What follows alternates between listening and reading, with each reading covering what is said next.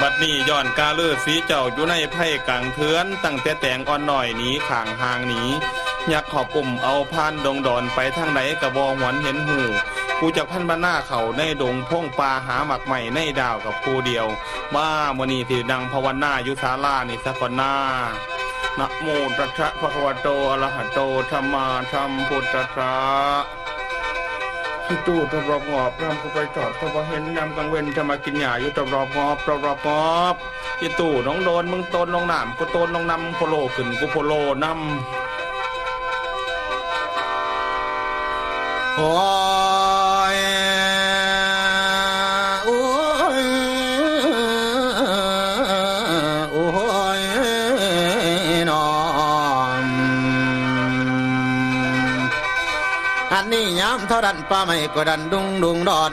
ขอตุนลัดป่าพน้อมเนื้อไว้อดสาขามลายวันดันดวงมุ่งมัดแมงสิแยงหน้านี่พาไปขั้นมันเลี้ยวไปหน้าแม่นสลาไปสั่งอ้อมค้อมอยู่กลางป่านี่เนาะไปมาตกแต่งไว้สลาหน่อยอยู่ครึ่งทางเท่าละมุ่งหน้าจ้องไปส่องมองดูอันนี้อาจเป็นฤาษีสินจมมนอยู่ในดาวเลยเราไปย่อเล่นฤาษีสินร้องเบิ่งกว่าน้ายิกหยอกล้อร้องเล่นจังสิไปว่าตอนนั้นเลยไปต่อใจต้องตุนพอฤาษีสินมือไปต่อต่อยกระดันหนังตองมือไปต้องฤาษีต่อต่อยย่อหยอกเล่นพระองค์ทานพอรักษีบุญมี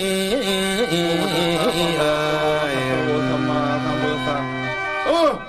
มันหยังโอ้มันหยังมาแยงกันผีหลอกก็ฮะนี่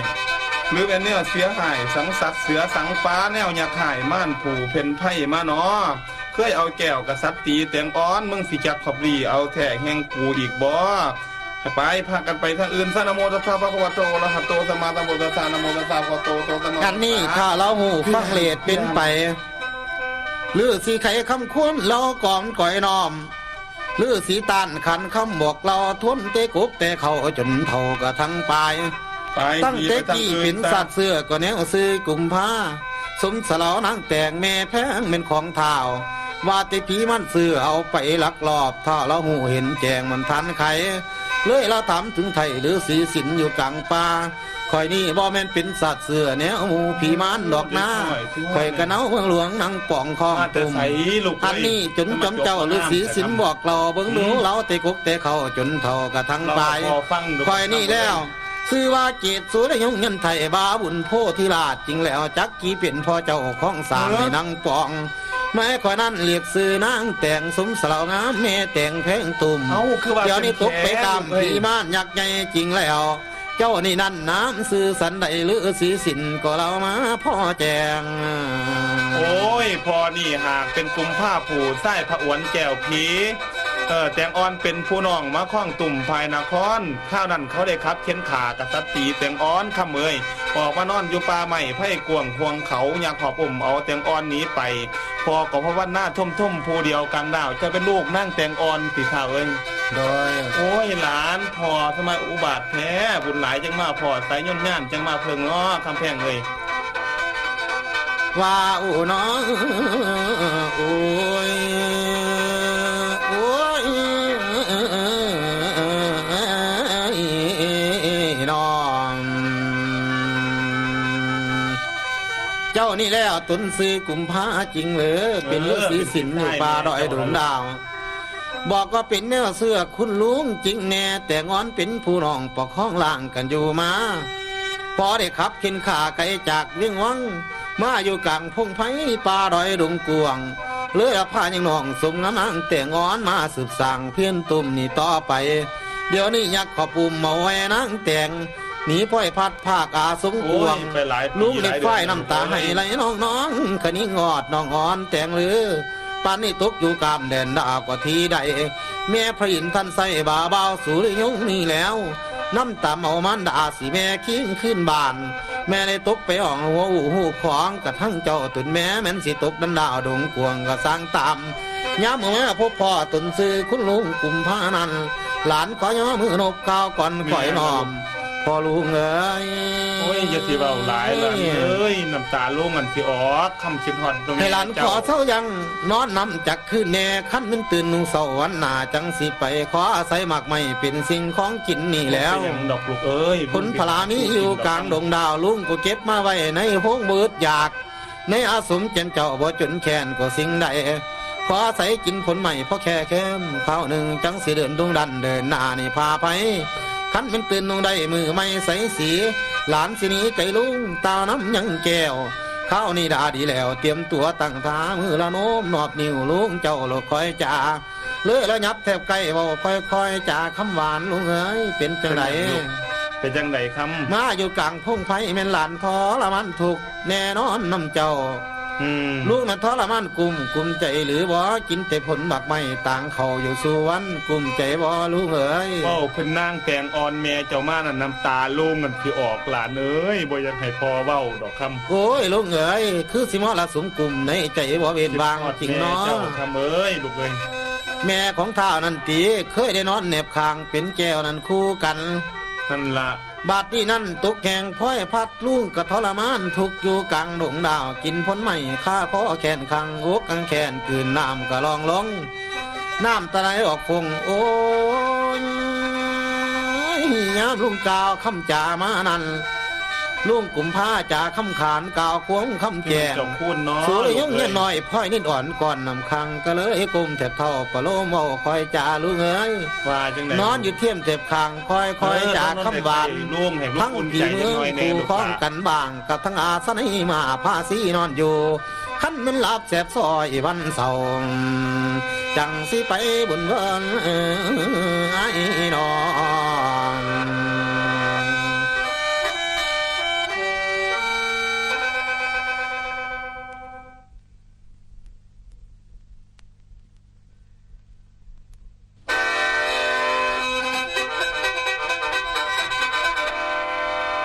โอ้ยอูน้อฝ่าเอ้ยฝ่าห้องคำเศร้าคำกะหวนหาฝ่าเอ้ยฝ่าห้องความลากวมหัวกวมคอเราสิมานอนอยู่สิเป็นบ่ลาใจหนึ่งเป็นนวงหมูใจหนึ่งเป็นคันแม่แก้วแต่งเงาอยู่บ่ไหวอะไรอาวรไอ้น้องอันนี้ยามมานอนหุ่งขึ้นเป็นมือไม่แสงสีลักษมีแสงนวลผู้ตามาแจ้งถ้าก็ยังดูเจ้ากุมผ้าผู้เป็นผู้นั่นแล้วมาวัดนี้กำลังรับเสียบซอยนอนนิ่งกระบอติงของลูกเอ้ยลูกถอนซึ่งสิญาติตะวันยาสินอนหลับไหลตื่นตามาเศร้า อันว่าลูกสิเขากุมผ้าผู้เป็นพ่อลูกนั้นขั้นมันตื่นมึงเศร้าวันแจ้งกระหงมาหลานสิไล่ล่าเจ้าไปตามตุนเมก่อนแล้วสิมากลุ่มแถบเท่าลูกเหงาก่อนสิไปอยากล่าลุงไปแล้วลุงเลยขึ้นหอดแม่ ลุงก็ห้องสิตื่นก่อนค่ำเมยสิไปจังใดว่าลุงอยากให้อยู่นำหลายๆมือแล้วจะสิไปอีหลีทันทีลูกหลาน โอ้ยลูกเอ๋ยมันหนักอยู่บ่ได้เป็นห่วงพระมันดากำลังทรมานถูกหมู่มันกำลังกลุ่มมรสุมใหม่ในดวงใจบ่เว้นวางย้ำมาคิดถึงหน้าแม่มามันหลุดเป็นหนทางย้ำเมื่อเท่าสีดันเดินหน้าในป่าดอนพอลูกเอ๋ยครั้งนี้เป็นครั้งสุดท้ายหลานสิจากไกลไปก่อนแล้ว หลานบ่มีของขวัญสิฝากลูกเอาไว้มีแต่อาสนัยมามุงคนที่เป็นครูนี่แล้วพ่อสิให้ฝากเจ้าลุงเงาเป็นครูกันลุงสิมีอย่างนั้นพ่อเป็นของฝากพ่อได้เป็นครูเท้าย้ำเข่าป่าไผ่หลานเสียวให้อาสนัยมามุงคนนั่นเป็นครูอยู่กับลุงอยู่กับกลางป่าไม้พ่อได้ใส่เพื่อนตีนย่ามเมื่อไปมานั่นตนลุงพ่อได้ขี่ขั้นมีหมูมาเป็นเพื่อนนี่ครูคอนอันนี้ตอนนี้แล้วเจ้าปูทั้งลุงก็ดีแล้วคนเนี่ยไขคำจากามาพ่อแจงร้องให้แปลงข้าใหม่ตนหลานสิไก่จากสังมายากลุงนั่งสิไก่หน้าพ่อลุงยากหลายเด้ลุงเอ้ยมาเห็นหน้าข้าวเดียวสิได้ห่างขั้นมันยากจังสิสมสู่ยาเห็นกำเวนเอ้ย ลูกนั่นเจ้าพระเขาทิพย์ไข่บาข้าวทวงกิน ย่ามเมื่อล่าหิวเข่าวกลางไผ่พน้อมป้ายิบเข่าวทิพย์พอเจ้าแล้วกินแล้วสิอิ่มเต็มลูกเอ้ยพ่อกสิสอนเจ้าคำลักคติลักขเวจาจริงเพิ่นว่าทำสิ่งนั้นรักษาแต่คนเป็นธรรมลูกเด้ออัตตหิอัตโนนาโถเพิ่นว่าโตเท่านั้นสิได้เพิงตนเองพอนี่ลงความเห็นแน่จริงคือความเว้าให้ตอบแทนคุณเจ้ากตัญญูต่อพ่อแม่ยอดชีวิตเทืองแท้เหนือเฒ่าเก่าหลังไปโดยความสุขสวัสดีเด้อลูกหลานเด้อกลับขึ้นมายามโลงอีกแน่ พ่อลูกเอ๋ยหลานกระจำจีได้ถูกสิ่งเป็นคำควรจากคำควรส่วนลุงได้จ่าไว้รักษายังนี้ไทยคุณหนูพ่อกับแม่นั่นตีถือยึดมันคุณเจ้านั่นสู่แนวผู้กตัญญูกตาเวทีต่อตนก็จำได้ถือว่าเป็นคำมันสัจจังตั้งต่อคุณแม่กับคุณพ่อมันหนักกว่าพื้นหนาแน่นนี่กว่าหินคุณพ่อนั้นก็นับแต่กีสาละโลมานาขาท่านตาตาโจมังสังนาฮารุฮารุอัถีมิงสังว่ากังหัตตยังกิโลมากังปีหากังปัปปะสังตาตะคุณนังวุฒริยังกะลิสังมัตเจมัทลุงข้างนั้นนี่เป็นคุณของพ่อลูกกะย่อใส่เก่าเอาไว้สู่วัน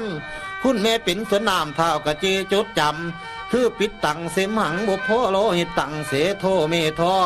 เหล่าอุสุอาสาเขโลสิงค้าญิการสิกามุตตังนั่นนี่เป็นคุณของแม่ลูกก็แปะใส่เก่าวอนวายสู่วันบ่ได้เลื่องคุณแก้วพมันดาแต่นิดน้อยสิขอลาแจมเจ้าลูกเงาในดงไป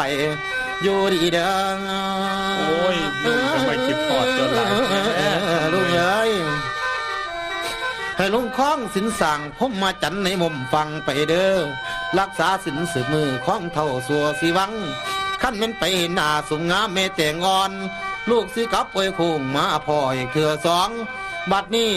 ขอให้เจ้านี่อยู่ในกลางป่าไม่มีแต่คุ้งสุขเด้อลุงหายจากโลขาถูกโลกจะเวินมาตองอย่ามีมองอย่ามีเท่าบันเท่าทั้งโศกโลกจะเห็นขินอย่าต้องถึงเนื้อนี่แก่กายภาวนาไปหน้าเอาสินทำเป็นคู่กันเด้อสินทำเป็นคู่แก้วแย้งแล้วเปิดบ่อเป็นภาวนาไปเลยเอาสินทำไว้เป็นบอนว่าสาธุเด้อคุณพุทธังคุณธรรมังคุณสังฆังอันนี้ลุงคนนบสู่มือรักษาไว้นี่สู่วันผมมาจันนั่นเป็นของทั้งโลกจริงแล้วพระองค์ถือยึดมันเอาไว้คู่สู่คนสาธุเด้อลุงเด้อความเจ็บจะมีต้องมองใจแต่นิดน้อยอย่าได้เป็นห่วงน้อยกุมารท่าบัดทางไปขั้นเป็นไปก็ไปตั้งแต่ล่างตั้งแต่ห้างดวงใจดอกหน้าไปแต่กายตีนมือคู่กันกับเท้าแต่ว่าดวงใจเงาขนิ้งลุงบ่เป็นห่วงจริงแล้วขั้นมันเป็นห่วงเจ้าลูกเงานี่บ่วางให้ลูกอยู่สืบสร้างกังป่าไผ่หนาลูกสิขอลาไล่ห่างไปขี้คอยค่อยสิเดินไปหน้าลาไล่ไปก่อนเลยลากลมเท็บเท่าลาเจ้าน้ำตาออกว่าได้ดอกลุงพี่ขอหลวงพี่ขอหลวงเด้อ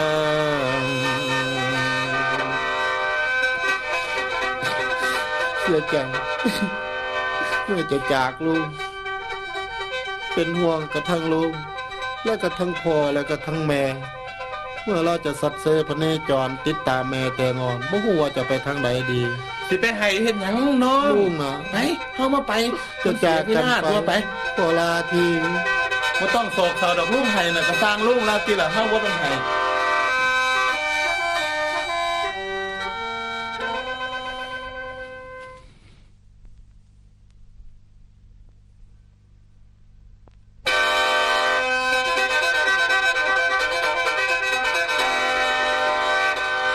อันนี้เกตสุริยัน